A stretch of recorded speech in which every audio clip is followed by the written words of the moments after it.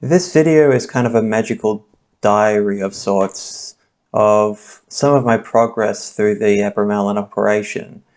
I am currently in day 8 of the operation, so it is still very early days. However, some interesting things have happened, and I want this to be as authentic as possible, so some things may seem mundane, but it is important with regards to the context of the operation and the context of if people might actually want to undergo something like this, as to what kind of strains and pressure and phenomena that might happen. I'm mostly recounting this information written extensively in my Abramelin journal. I know it's not exactly what you'd expect from a magical diary, but it's practical, and that's all that really matters to me right now. The first thing I noticed over the first 3 days was the adjustment to the strict regiment of what you must do every day with regards to the operation. Having to wake up very early, 15 minutes before sunrise, and then perform your prayers and invocation. And also going into reading 2 hours a day of holy books, and then performing the invocations and prayers again in the evening at sunset. And it might sound not that difficult from the point of view of somebody not doing it, and I thought, oh, this shouldn't be too hard. However, the first 3 days was a brutal shock to my system, just trying to get into the rhythm of it and trying to... It was really hard to pull myself up and do these prayers, and because you have to make up your own prayers, I was just finding it very difficult at first to put the prayers together. You're not supposed to particularly write them down. It's supposed to be from memory and from the heart and from the soul. And I'm somebody who has never really been into prayer, so it's quite a new thing for me. With regards to evocations and things like that, that is more within my territory, and the prayer in a way is a mixture of a prayer and an invocation. And the first few days I was just stammering through these prayers that I was just trying to get from the top of my head, and that was very difficult. And because it's unclear how long you should spend in prayer and invocation in the morning in front of the altar, in front of the open window, it's almost just down to what you can do. And then the holy books. I'm somebody who reads quite prolifically. However, reading 2 hours a day of holy books, it wasn't the reading itself that was difficult. It was trying to work out for me what are holy books, what counts. And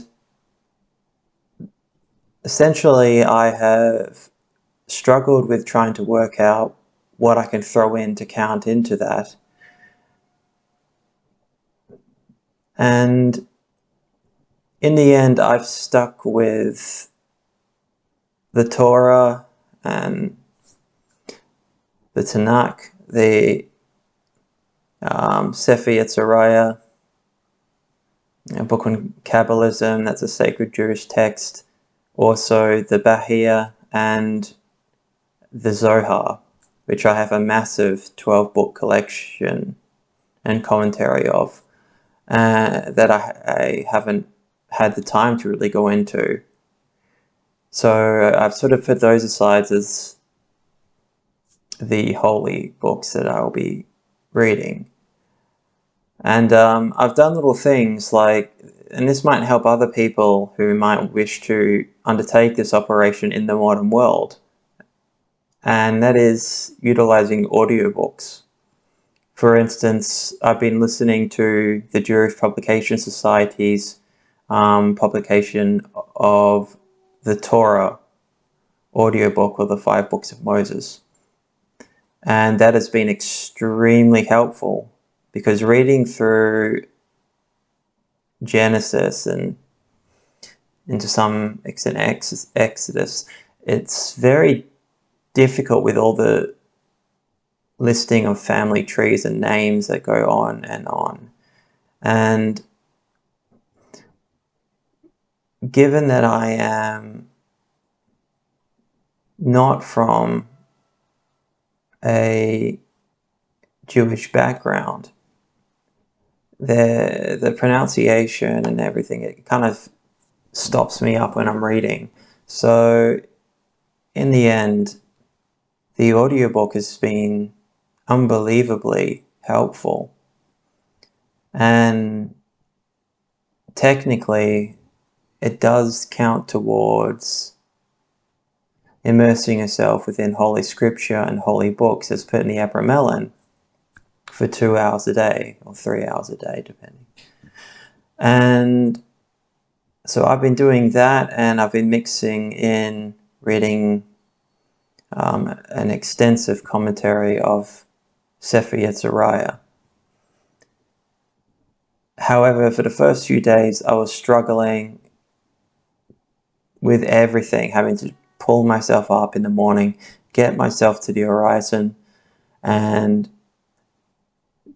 just being overcome with exhaustion. But then I'd be hit with a kind of serenity after the prayers. I'd always come out more relaxed after the ritualistic nature of it. And it wasn't really until day 4 of the operation that I started to notice things sort of slowly starting to change. Because the prayers are almost and the evocation is almost an act of meditation, I've found that it can take you into kind of strange places, but you have to be careful not to be tricked by illusion with regards to whatever you might hear within that kind of meditative, almost yogic state, and to sort of analyze it, but not become fanatically, oh my God, this is a message from the angel, and going into some kind of manic obsession into something that could easily just be an illusion. However, on the 4th day, very early in the morning, when I was doing my prayers in the horizon,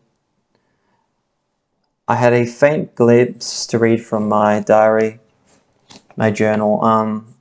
I will be omitting a lot of information because it is mostly mundane. However, it is extremely important. And one thing I can't stress enough is the importance of keeping a magical journal when going through a process like this. It is the most important thing you can do. And I have extensively wrote, even though it has been mostly mundane so far, because this is an extremely long operation. But I've already wrote pages and pages and pages of journaling. And it is all very important. Anyway, from the journal on the 4th day, when doing the evocation, I had a faint glimpse of a pentagram. And it was a black pentagram. Not inverted, upright. The pentagram in Kabbalism sort of represents the 4 elements. fire, water, air, earth. And then the top is spirit, when the pentagram is pointing upwards. And I found that interesting because in Aleister Crowley's John St. John, when he was performing his 12-day version of the operation, he also saw black pentagrams. I think he was performing the passive ritual, the invoking lesser ritual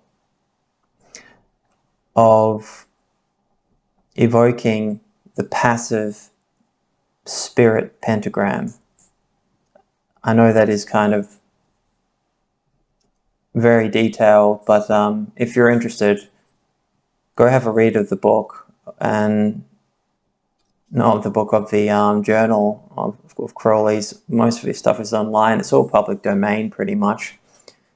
But I found that an interesting synchronicity. And then after the pentagram, I had a very faint, to be clear, very faint vision of the lower Sephiroth below the veil of Parakeith. I'm not going to try and explain Kabbalism, because then I'll be going on for hours. And anyway, to read from the journal, I first saw Malkuth, then the path to Yesod, then the path to Tippereth, which is also associated in the AA and the Hermetic Order of the Golden Dawn, with the Adeptus Minor grade, which is the grade where you work to obtain knowledge and communication with your holy guardian angel. So I found that interesting. And like an arrow, glimpsing up, it was gone as quickly as it came. And that was the first interesting thing to happen. On day 5, quite a few interesting things happened. My journaling started to become much more extensive. That's just page 1 of day 5. Goes on and on. I had very intense dreams starting to happen. I'm not going to go into the dreams purely because it's of a personal nature. It is of relevance to the operation. However, I think I want to see how things unfold, to see if this dream had anything of substance. However, the one relevant part of the dream is it involved a woman with either red or blonde hair. One that I have had in dreams before, this dream was in black and white, which was interesting. And yeah, to not go into too much detail, I've had this woman appear before. However, usually her eyes are flaming, and so is her hair. It might not be the same archetype. However, I do think it has some relevance. In the evening of day 5, when I was doing my prayers and invocations in the Horizon, I saw a black hexagram suddenly appear. And it was a very subtle kind of flash within my mind. And I find it interesting, given within the system of the AA and the Golden Dawn, that usually adepts learn the lesser banishing rituals and evoking rituals of the pentagram, and then they move on to the greater rituals of the hexagram, which usually is involved in invoking planetary spirits or energy. anyway, I found that interesting, and it made me think that possibly the beginnings of communication could be through symbol rather than through word, at least in these early stages. So I've been keeping an eye out for these symbolic archetypes. And of course, the hexagram is classically the Star of David. I was tempted to start doing the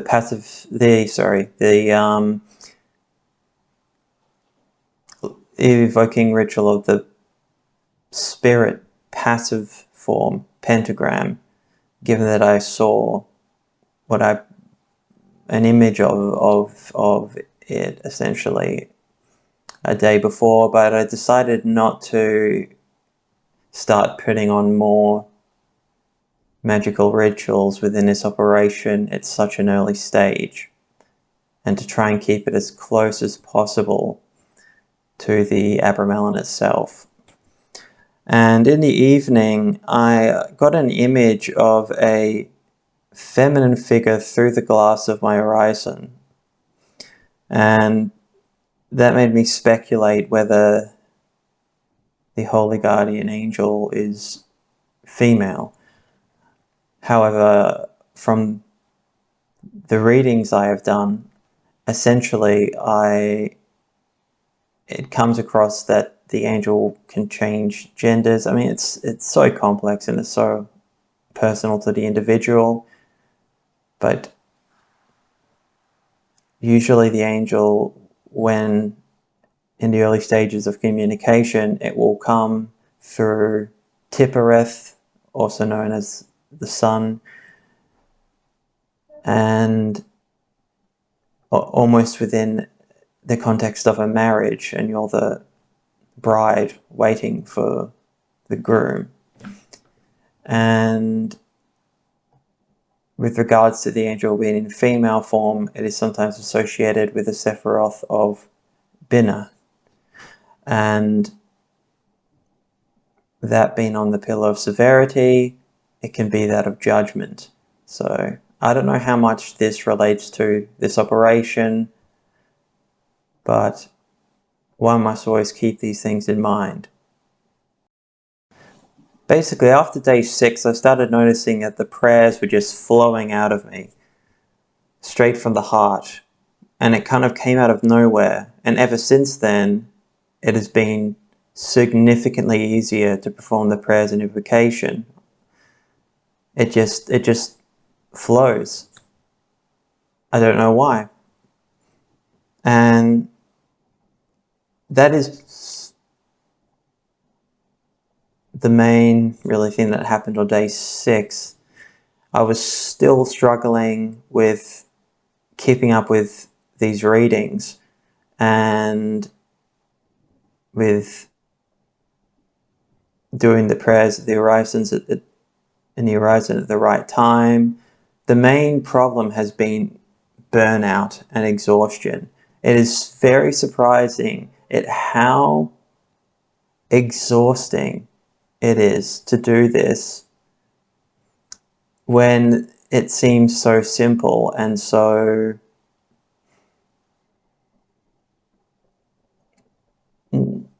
well, it doesn't seem simple, but it sounds a lot easier than it is.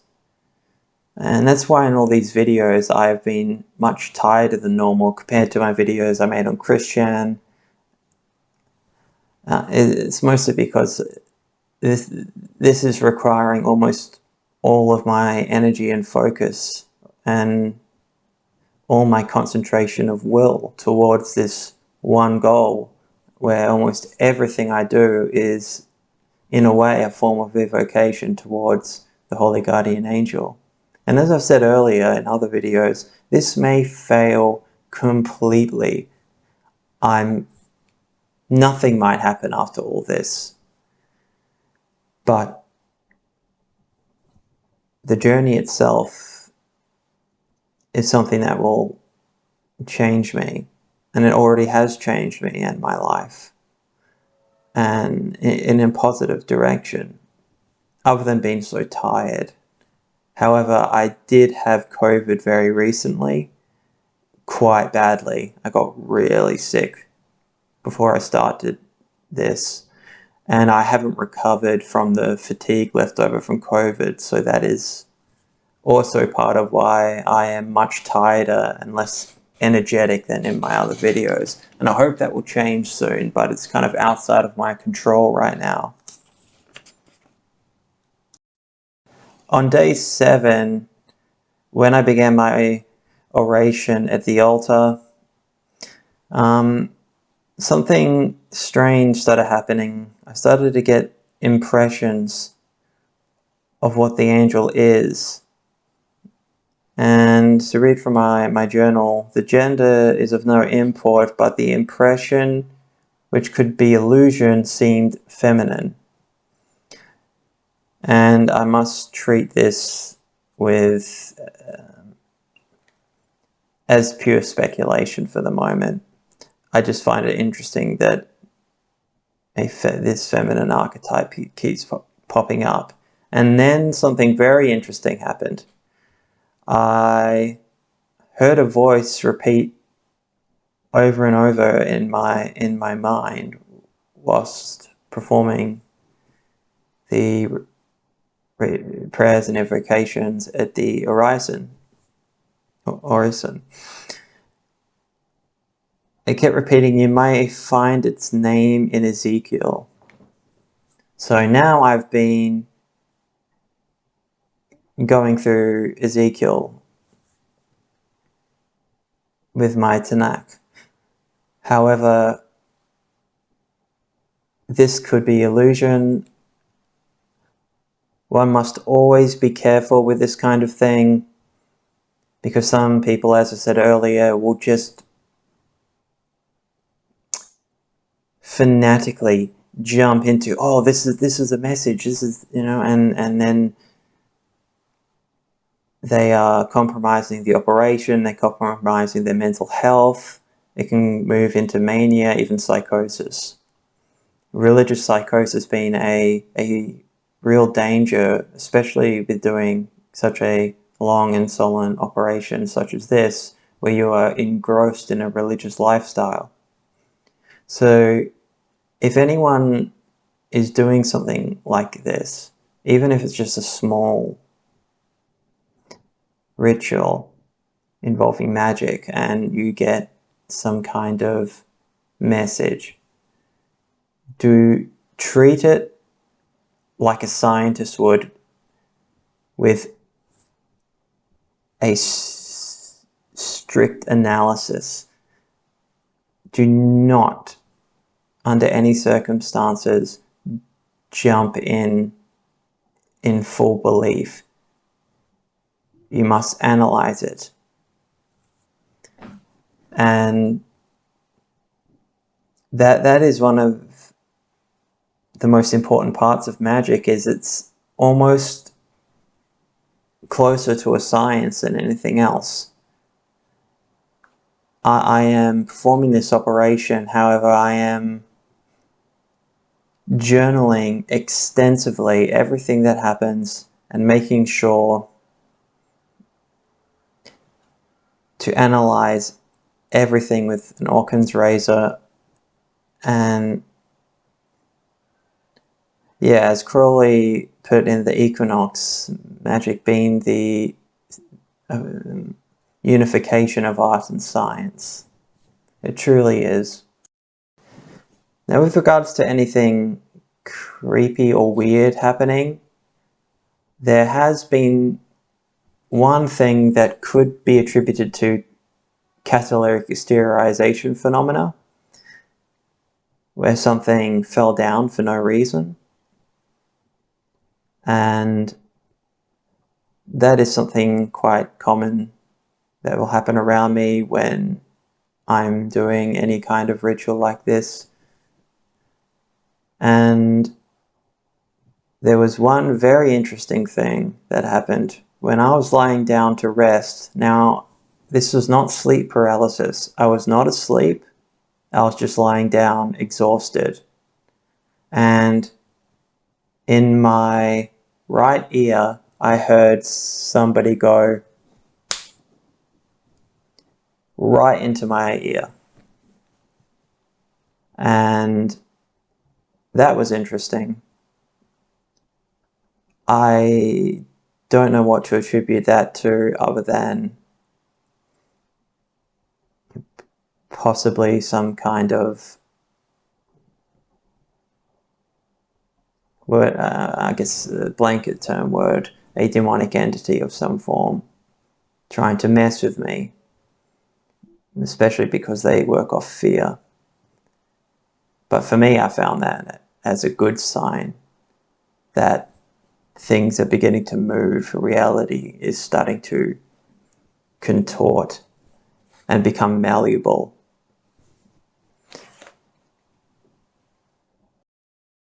Anyway, to conclude, being on day 8, it's now becoming a rhythm and a routine.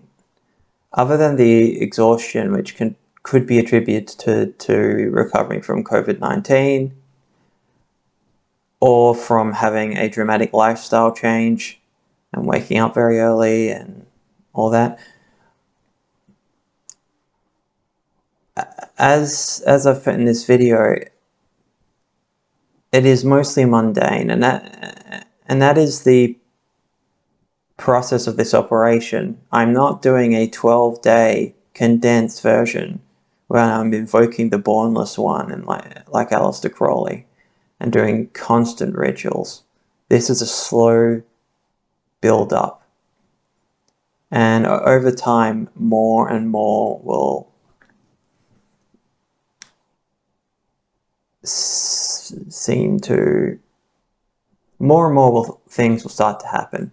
And I'm sorry how tired I am in this video. I wanted to upload quicker videos of some of the things that happened on earlier days, but the prescriptions required to perform the operation sort of got in the way, and also I was exhausted. So in the future, with these little updates, I'll try and be more concise and not let them go on for too long. And in the near future, I'll also go into other things. I won't solely talk about the Abramelin. I have quite a few other ideas and things I'm working on that is going on in the background that I think people might find quite interesting. Anyway, thank you for watching. I could have recorded this video in parts or when I felt a little bit less tired, but I'm trying to show the authenticity of what it is like to do such an archaic ritual, and also what magical operations actually are like, rather than all the bullshit and fake people out there on the internet, especially these days, all the new age stuff and Wicca and stuff like that. They have no idea what they're talking about. It's embarrassing. And I'm hoping to take people away from that, and they give a false image of what magic is actually like. And it is work. It is hard work. It requires all your concentration and will to manifest. It is almost a form of psychotherapy. It is, as Crowley put it, a form of scientific illuminism.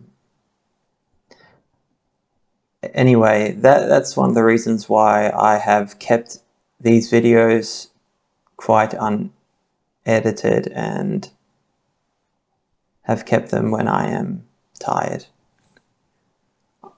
I hope that this will become somewhat useful to other people in the future who might be undertaking magical operations. Anyway, thank you for watching. I'll be back soon with some more content, and I'll keep people updated on the operation. And yeah, I hope you have a good day.